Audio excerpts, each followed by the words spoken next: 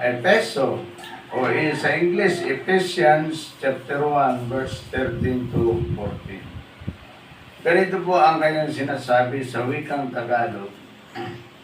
Kayo nga'y naging bayan ng Diyos nang kayo'y manalig sa Kanya matapos ninyong marinig ang salita ng katotohanan. Ang mabuting balita na nagdudulot ng kaligtasan.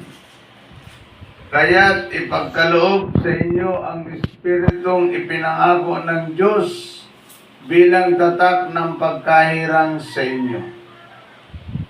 At ang Espiritu ang katibayan ng mga pangako ng Diyos sa ating mga hinirang hanggang kamtan natin ang lubos na kaligtasan. Purihin natin ang kanyang kadakilaan. Kayo nga'y naging bayan ng Diyos nang kayo'y manalig sa Kanya matapos ninyong marinig ang katotohanan. Ano ba yung katotohanan? Ang mabuting balita na nagdudulot ng kaligtasan. Ito yung utos na ibinibigay ng Diyos sa atin. Ito yung utos na ipinagsasabi natin. Ito yung utos na ihinahayag natin sa lahat ng mga tao na ang inutusan nito yung mga Kristiyano na maghayag ng kanyang mga salita. Halimbawa kayo Kristiyano, nakakilala kay Kristo at tumanggap kay Kristo bilang Panginoon at tagapagligtas ng inyong buhay. Kayo ay inuutosan ng Diyos na ihayag ang kanyang mga salita na nagdudulot ng mabuting balita at ng kaligtasan. Paano maliligtas ang mga tao kung hindi tayo maghahayag ng kanyang mga salita? Kaya minsan ang mga Kristiyano nakaupo lang eh. Hindi dapat Kristiyano ka. Expound the Word of God. Spreading the Word of God from you. Dapat sa mga Kristiyano, sa atin magmumula ang salita ng Diyos upang ihayag ito. Ihayag ito. Kasi, tanong mo ang iyong sarili o tanong natin ang ating sarili. Ano bang kabuluhan ng aking pagiging Kristiyano? Ano ba? Mayroon ba itong kabuluhan o wala? Mayroon ba itong kabuluhan? Si Pablo naghayag ng salita ng Diyos. Sala Pedro, sala Andres naghayag ng salita ng Diyos. Marami ang mga naligtas hanggang sa panahon ngayon. Ngayon, kung si Pablo, si Pedro, yung mga alagad ay hindi nagpayag ng salita ng Diyos, ang tanong diyan, paano tayo? Ngayon, patay na ang mga alagad. Kristiyano ang iniwanan nilang maghayag ng salita ng Diyos. Gawin natin na maghayag ng salita ng Panginoon. Kaya nga, ini-encourage ko lagi ang mga tao na inaabot dito sa Messenger, sa Andy Alinyo TV, sa Facebook, sa YouTube, na itong mga salita ng Diyos na ito ay ihayag ninyo, i-share nyo ito.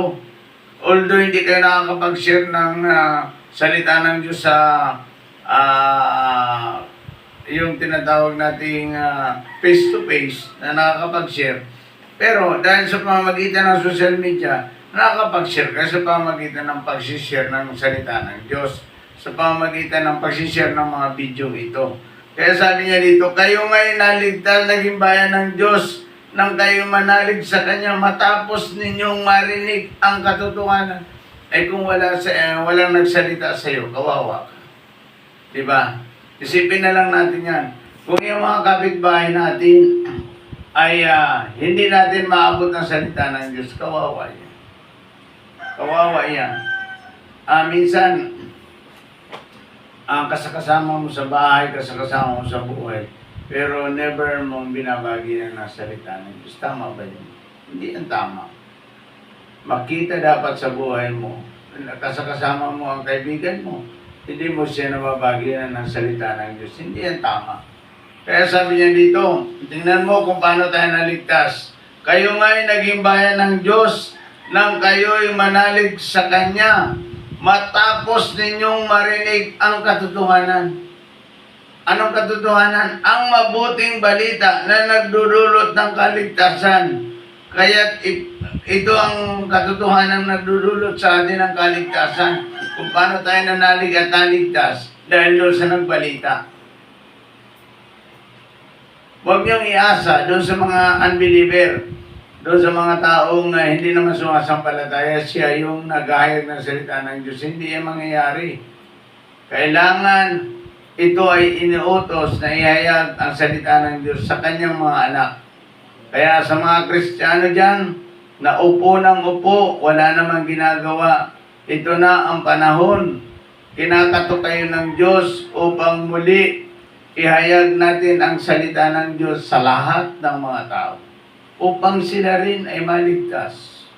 Upang sila rin ay magtamo ng buhay na walang hanggan. Sabi niya po sa 14, ang Espiritu ang katibayan ng pangako ng Diyos sa atin. Mga hinirang hanggang kamta natin ang lubos na kaligtasan, purihin natin ang ating Panginoon. Yan ang ibig sabihin na kailangan yung Espiritu ni Kristo ay papasukin natin sa ating puso upang tayo maging ganap ang ating kaligtasan. Maging ganap na tayo maging anak ng Diyos at maging ganap yung pagbabago ng ating buhay bilang mga anak ng Diyos. Yan po ang maganda eh. Kasi kung walang nagbalita sa atin ng salita ng Diyos, wala po tayo sa buhay pananampalataya. Tandaan niyo po, tayong mga Kristiyano ay inutusan upang ihayag muli ang kanyang mga salita. Habang nabubuhay pa tayo, ihayag natin ang mabuting balita na naglalaman ng katotohanan. Ano yung katotohanan? Katotohanan si Kristo ay namatay at muling nabuhay upang tubusin tayo sa ating mga kasalanan. Ihayag po natin ang kanyang mga salita upang marami ang mga taong maligtas. Ito ay nagmumula sa Efeso chapter 1 verse 13 to 14. Purihin natin ang Panginoon.